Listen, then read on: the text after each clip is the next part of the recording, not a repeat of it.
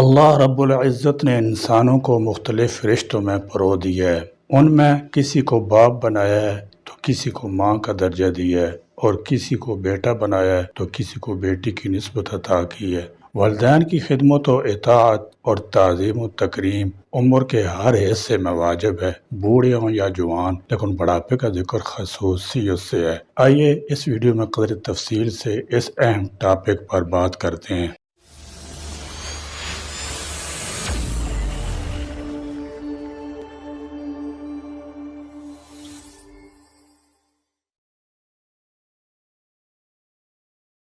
نحمدہ و نصلی علی رسول الکریم۔ اللہ تبارک و تعالی نے قرآن مجید میں اپنی عبادت و بندگی کے متصل بعد انسان کو والدین کے لیے حسن سلوک کا حکم دیا ہے، یعنی مخلوق خدا میں حق والدین کو باقی تمام حقوق پر ترجیح دی گئی ہے۔ اسی طرح حضور نبی کریم صلی اللہ تعالی علیہ وسلم نے بھی والدین کی نافرمانی کرنے اور انہیں اذیت و تکلیف پہنچانے کو کبیرہ گناہ قرار دیا ہے۔ والدین سے بدسلوکی کرنے والے بد نصیب کو رحمت الہی اور جنت سے محروم قرار دیا گیا ہے۔ اس کی وجہ یہ ہے کہ ہر چیز کا خالق مالک تو رب کائنات ہے، جس نے زمین بنائی، ہوا، پانی، سورج، چاند، ستارے وغیرہ پیدا کیے، آسمان سے بارش برسائی، اور پھر انسان کی ساری ضروریات زندگی زمین سے وابستہ کر دی، اور انسان کی پیدائش اور پرورش کا ظاہری سبب اس کے والدین کو بنایا، کیونکہ ماں راتوں کو جاگ کر بچے کے لیے اپنا آرام اپنے بچے پر قربان کرتی ہے، اور باپ اپنے بیٹے اور اس کی ماں کے اخراجات پورے کرنے کے لیے دن بھر محنت مزدوری کرتا ہے۔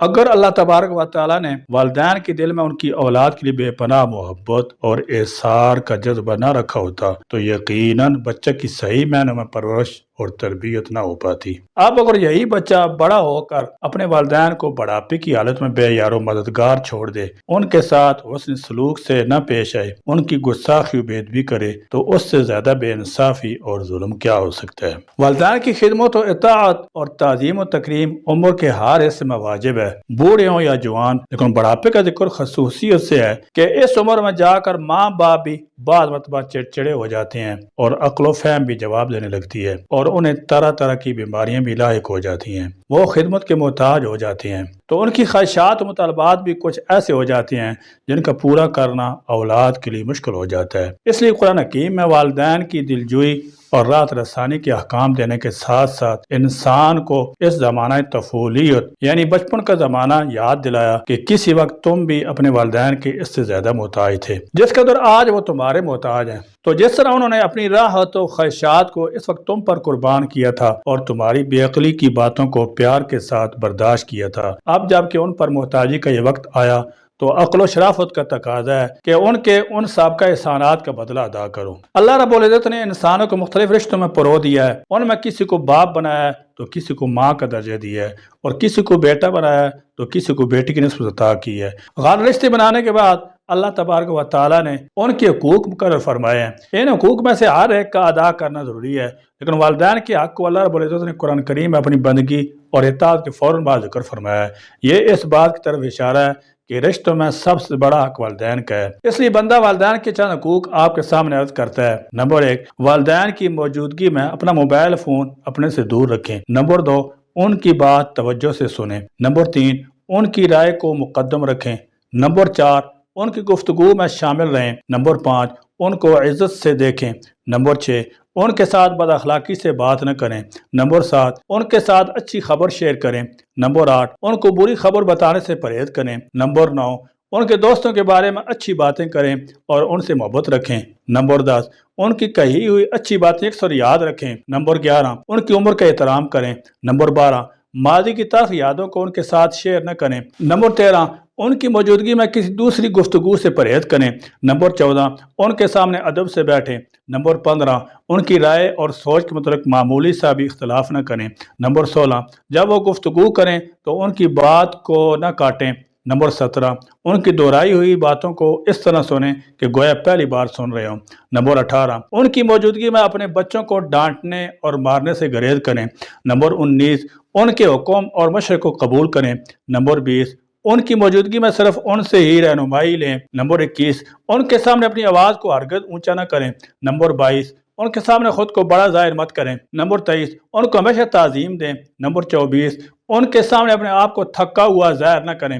نمبر 25، ان کے سامنے بیٹھتے ہوئے اپنے پاؤں ان کی طرف نہ بڑھائیں۔ نمبر 26، ان کی طرف پیٹ کر کے نہ بیٹھیں۔ نمبر 27، جب وہ خود کسی کام کا اپنے آپ کو قابل نہ سمجھیں تو ان کو کہیں کہ آپ قابل ہیں۔ نمبر 28، کوشش کریں کہ ان کو اپنی دعاؤں میں شامل رکھیں۔ نمبر 29، ان کی غلطی اور بھول پر کبھی بھی نہ مسکرائیے۔ نمبر 30، ان کی زیارت برابر کرتے رہیں۔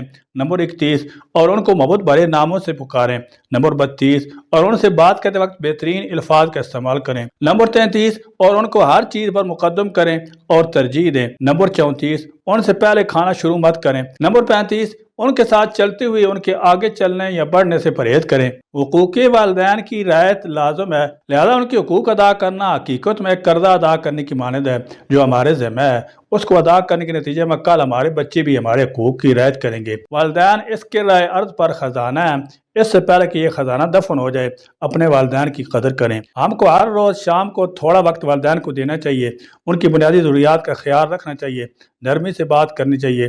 مغرب کی طرح سال میں کوئی ایک دن منانے کی بجائے اللہ کی خوشنودی کے لیے اس دن کو ہر روز منانا چاہیے۔ آخر میں گزارش ہے کہ جس کے والدین دونوں یا ان میں سے کوئی ایک حیات ہے تو ان کو اللہ کی بہت بڑی نعمت سمجھ کر ان کی فرمانبرداری کریں، ان کے ساتھ حسن سلوک کریں، جتنا ہو سکے ان کی خدمت کریں اور ان کے حقوق کو ادا کرنے کی بھرپور کوشش کریں۔ اور جن کے والدین دونوں یا ان میں سے کوئی ایک اس دنیا سے چلا گیا ہو تو ان کے ساتھ اب حسن سلوک یہ ہے کہ ان کی وصیت کو نافذ کریں، ان کے ذمہ کوئی قرضہ ہو تو اس کو ادا کریں، شرعی حسد کے مطابق میراث کو تقسیم کریں، خود دینی تعلیم حاصل کریں اور اس پر عمل کریں، اللہ سے ان کے لیے رحمت و مغفرت طلب کریں، ان کی طرف سے صدقہ کریں، ان کی طرف سے نفلی حج عمرہ کریں، کہیں کنواں کھودوائیں یا لوگوں کے پینے کے پانی کا انتظام کریں، دینی کتابیں خرید کر وقف کریں، مسجد بنوائیں، مدرسہ بنوائیں یا دینی علم حاصل کرنے والے مہمان رسول صلی اللہ تعالی وسلم ضروریات کو پورا کرنے میں تعاون کریں، والدین کے قریبی رشتہ داروں اور تعلق والوں کے ساتھ اس سے سلوک کریں، نفلی اعمال کر کے ان کے لیے احسان ثواب کریں، اپنے علاقہ، ملک اور دنیا بھر مظلوم مسلمانوں کی حالت زار کو مد نظر رکھتے ہوئے اپنے مال کے ساتھ ان کی خبرگیری کرے۔ اللہ تعالیٰ تمام اہل ایمان کو اپنے والدین کے ساتھ حسن سلوک کرنے کی توفیق سے نوازیں۔ اللہ پاک سب کے والدین کا سایہ ان کے سروں پر سلامت رکھیں اور جن کے والدین اس دنیا میں نہیں ہیں انہیں صبر عطا فرمائیں۔ آمین ثم آمین۔ وآخر دعوانا الحمدللہ رب العالمین۔